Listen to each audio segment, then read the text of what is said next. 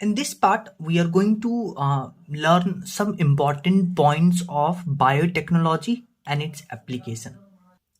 एक important point जो आप याद रखिएगा, अगर आपको क्या चाहिए, एक हेल्दी प्लांट चाहिए एक डिजीज्ड प्लांट से। मान लीजिए कोई प्लांट जो है वो डिजीज्ड है, इस डिजीज्ड प्लांट से अगर आपको हेल्दी प्लांट चाहिए तो हम क्या करते हैं, इस हेल्दी प्लांट में मेरिस्टेम को यूज करते हैं। अगर कोई plant, even if the plant is infected with the virus, अगर कोई प्लांट वायरस से भी इन्फेक्टेड है तो उसके मेरिस्टेम में यानी कि एपिकल और एक्सिलरी मेरिस्टेम में वायरस अटैक नहीं करता है। तो अगर आप इस दो मेरिस्टेम को यूज कर लेते हैं तो आप एक डिजीज्ड प्लांट से एक हेल्दी प्लांट बना सकते हैं। नेक्स्ट, जब हम बेसिकली आरएनए इंटरफेरेंस पढ़ते हैं तो आरएनए इंटरफेरेंस में याद रखिएगा हम एग्रोबैक्टीरियम वेक्टर यूज करते हैं। ये एक इंपॉर्टेंट पॉइंट है, ठीक है। इसी एग्रोबैक्टीरियम वेक्टर में हम क्या करते हैं, नेमाटोड स्पेसिफिक जीन को हम बेसिकली इंट्रोड्यूस करते हैं होस्ट प्लांट में, इसको यूज करके। और याद रखिएगा इसमें क्या बनता है, सेंस और एंटीसेंस आरएनए बनता है होस्ट सेल में। तो ये एक इंपॉर्टेंट पॉइंट है। नेक्स्ट, आप इस इंसुलिन का, इस बेसिकली इंसुलिन का स्ट्रक्चर याद रखिएगा, ठीक है। देखिए ये प्रो इंसुलिन का स्ट्रक्चर है और बेसिकली ये मैच्योर इंसुलिन का स्ट्रक्चर है। तो मैच्योर इंसुलिन में क्या होता है, ए पेप्टाइड और बी पेप्टाइड आपस में डाइसल्फाइड बॉन्ड से अटैच होते हैं और सी पेप्टाइड जो है वो फ्री सी पेप्टाइड है। तो ये बेसिकली प्रो इंसुलिन से इंसुलिन बनने का मैच्योरेशन प्रोसेस है। और 1983 में एक बेसिकली अमेरिकन कंपनी था एली लिली, इसने क्या किया, ए पेप्टाइड बनाया, इन्होंने ए पेप्टाइड बनाया और बी पेप्टाइड बनाए। कहाँ पे, बेसिकली इकोलाई को यूज करके, और इन्होंने इंसुलिन चेन बनाया और चेन ए और बी को हम सेपरेटली प्रोड्यूस इन्होंने करवाया और फिर क्या किया, उसके बीच में डाइसल्फाइड बॉन्ड बना करके ह्यूमन इंसुलिन का प्रोडक्शन किया था। नेक्स्ट, जब हम जीन थेरेपी पढ़ते हैं तो उसमें कुछ इंपॉर्टेंट पॉइंट याद रखिएगा। जो पहला क्लिनिकल जीन थेरेपी था 1990 में एक 4 साल की लड़की को दिया गया था और इस लड़की में जो डेफिशिएंसी था वो था एडेनोसिन्स डीएमिनेज डेफिशिएंसी। अच्छा, ये डेफिशिएंसी होने के कारण क्या होता है, इम्यून सिस्टम काम करना बंद कर देता है। तो ये भी पॉइंट याद रखिएगा। और एक कभी कभी क्वेश्चन पूछ लेता है कि जो फंक्शनल एडीए और सी डीएनए है, इसको रेट्रोवायरस के यूज से हम क्या करते हैं, लिम्फोसाइट में इंट्रोड्यूस करवाते हैं। तो ये पूछा जाता है। और याद रखिएगा ये बेसिकली टेम्पररी मेथड है करेक्शन का। अगर आपको परमानेंट मेथड चाहिए करेक्शन का तो हम क्या करते हैं, marrow cells, bone marrow cell से हम जीन आइसोलेट करते हैं जो कि एडीए प्रोड्यूस करता है और इसको हम अर्ली एम्ब्रियोनिक स्टेज में सेल में इंसर्ट कर देते हैं। तो ये परमानेंट क्योर होता है। So, if gene isolated from marrow cells producing ADA is introduced into cells at early embryonic stage, it could be a permanent cure. तो ये 2 पॉइंट याद रखिएगा। और 1990 में 4 साल की लड़की को बेसिकली जीन थेरेपी दिया गया था विथ एडिनोसिन डीएमिनेज डेफिशिएंसी। और अगर आपसे पूछे कि एलाइजा जो है कौन से प्रिंसिपल पे काम करता है, तो आप याद रखिएगा एलाइजा काम करता है एंटीजन एंटीबॉडी इंटरैक्शन पे। कुछ इंपॉर्टेंट पॉइंट याद रखिएगा, जैसे ह्यूमन प्रोटीन अल्फा 1 एंटीट्रिप्सिन जो है इसको हम एम्फाइसीमा को ट्रीट करने के लिए यूज करते हैं। तो ये एक पहला पॉइंट याद रखिएगा।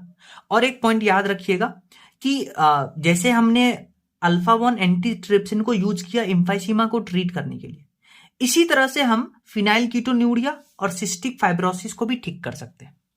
इसमें एक और पॉइंट याद रखिएगा कि 1997 में जो पहला ट्रांसजेनिक काउ था, ट्रांसजेनिक एनिमल्स क्या होते हैं, जिनमें क्या करते हैं हम बाहर से कोई फॉरेन जीन इंसर्ट करते हैं। तो पहला जो ट्रांसजेनिक काउ था जिसका नाम रोजी था, तो इसमें जब हमने बेसिकली इसको ट्रांसजेनिक बनाया था तो ये क्या करती थी, human protein enriched milk produce करती थी जिसमें 2.4 ग्राम पर लीटर मिल्क में प्रोटीन पाया जाता था, ठीक है। और इसमें क्या प्रेजेंट था, the milk contained the human alpha lactalbumin, और न्यूट्रिशनली ये एक मोर बैलेंस प्रोडक्ट था ह्यूमन बेबीज के लिए other as compare to the natural cow milk. तो ये पॉइंट याद रखिएगा। एक और पॉइंट याद रखिएगा कि इंडिया में जो बेसिकली राइस का वैरायटीज है वो करीब 2 लाख राइस के वैरायटीज इंडिया में प्रेजेंट है, ठीक है। और अगर हम बासमती राइस की बात करते हैं तो 27 वैरायटीज, डॉक्यूमेंटेड वैरायटीज हैं बासमती का इंडिया में जो ग्रो किया जाता है। 1997 में एक और ये पॉइंट याद रखिएगा कि एक अमेरिकन कंपनी था जिसको पेटेंट राइट मिला था बासमती राइस का, और पेटेंट राइट किस कंपनी के थ्रू मिला था? US patent and trademark office से। नेक्स्ट एक डेफिनेशन याद रखिएगा, बहुत बार इस पे क्वेश्चन आया है। बायोपायरेसी क्या होता है? Biopiracy is the term used to refer to the use of bioresources by multinational companies and other organizations without proper authorization from the countries and people concerned without compensatory payment. Biopiracy क्या होता है? मान लेते हैं एक company है, ए company है, इसने क्या किया, एक प्रोडक्ट का बेसिकली डिस्कवरी किया, एक प्रोडक्ट का डिस्कवरी किया, और इसने, ए ने ये जो प्रोडक्ट बनाया था उसका पेटेंट लिया। इसने पेटेंट लेने का मतलब राइट्स लेना, कि पहली बार इसने डिस्कवर किया।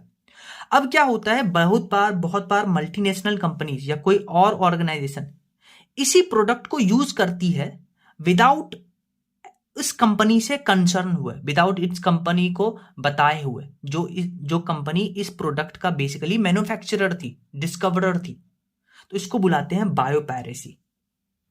और कभी कभी पूछता है कि इंडियन पार्लियामेंट ने कौन सा बेसिकली इंडियन पेटेंट बिल का अमेंडमेंट, तो याद रखिएगा सेकेंड अमेंडमेंट पास किया था, तो इसको पढ़िए। The Indian parliament has recently cleared the second amendment of Indian patent bill that takes such issue into consideration including patent terms, emergency provisions and research and development initiatives. अब देखिए हम क्या करते हैं, बहुत बार क्या करते हैं, एनिमल को ट्रांसजेनिक बनाते हैं, मतलब एनिमल में बाहर से एक जीन इंसर्ट करते हैं। मान लीजिए आपके पास एक ये जीन है, ये जीन क्या करता है, डिजीज कॉज करता है, तो हम क्या करते हैं, इस जीन को किसी एनिमल में इंसर्ट करते हैं, और इस एनिमल में ये जो जीन है जो डिजीज कॉज करता है उसको स्टडी करते हैं। तो क्या है, transgenic animals are also use to understand how genes contribute to the development of disease by serving as models.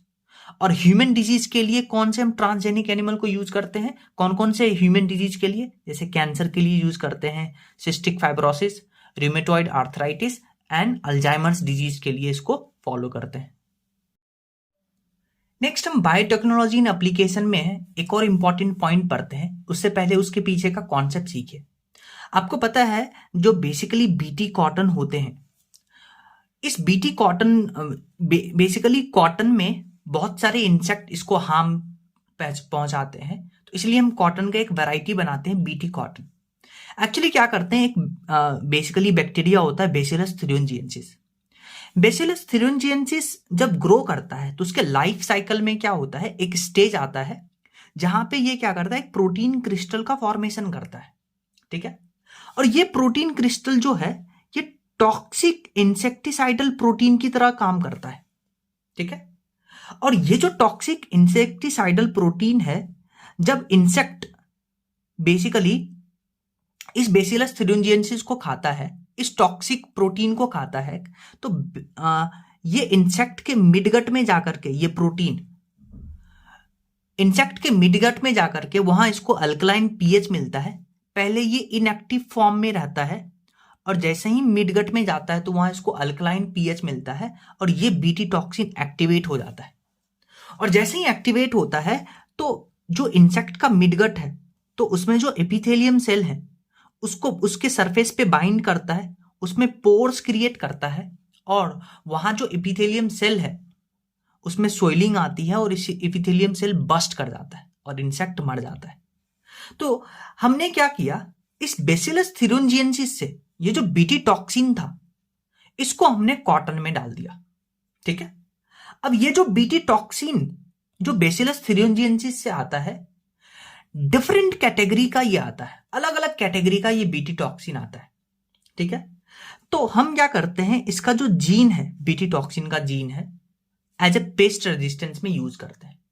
अब ये जो बीटी टॉक्सिन जीन है, बीटी टॉक्सिन प्रोटीन है, इसको एक जीन कोड करेगा, और उस जीन को हम बुलाते हैं क्राई 1 AC, जिसको क्राई जीन बुलाते हैं, जो toxin, basically toxin insecticidal protein था, उसको कोई जीन कोड करेगा और उस जीन का नाम रखते हैं क्राई1AC या क्राई। अब अलग अलग इंसेक्ट के लिए अलग अलग जीन हम काम में लेते हैं, यही इंपॉर्टेंट पॉइंट यहां सीखेंगे। जैसे अगर हम बात करते हैं क्राई1AC और क्राई2AB जो जीन है, ये कॉटन बॉलवर्म को कंट्रोल करता है। ये देखिए कॉटन बॉलवर्म है, आपने देखा होगा। और क्राई1AB जो है ये कंट्रोल करता है कॉर्न बोरर। ये जो मक्का है, इसमें जो बेसिकली इंसेक्ट इसको खाता है उसको कॉर्न बोरर कहते हैं। तो कॉर्न बोरर को कौन सा जीन कंट्रोल करता है? क्राई1AB। और कॉटन बॉलवर्म को कौन कंट्रोल करता है? क्राई1AC और क्राई2AB। तो ये इंपॉर्टेंट पॉइंट याद रखना है। और जैसा कि आपको पता है, जब हम बायोटेक को यूज करके हम क्या करते हैं? रिकॉम्बिनेंट थेराप्यूटिक ड्रग्स बनाते हैं। यानी कि ऐसा ड्रग जो डिजीज को ट्रीट करता है, उसमें हम बेसिकली बायोटेक का यूज करते हैं। तो आप याद रखिएगा 30 ऐसे रिकॉम्बिनेंट थेराप्यूटिक ड्रग हैं जो बेसिकली जिसको अप्रूवल मिला है ह्यूमन यूज करने के लिए। उसमें से जो 12 ड्रग्स हैं उसको इंडिया में मार्केट किया जाता है। तो ये एक पॉइंट याद रखिएगा।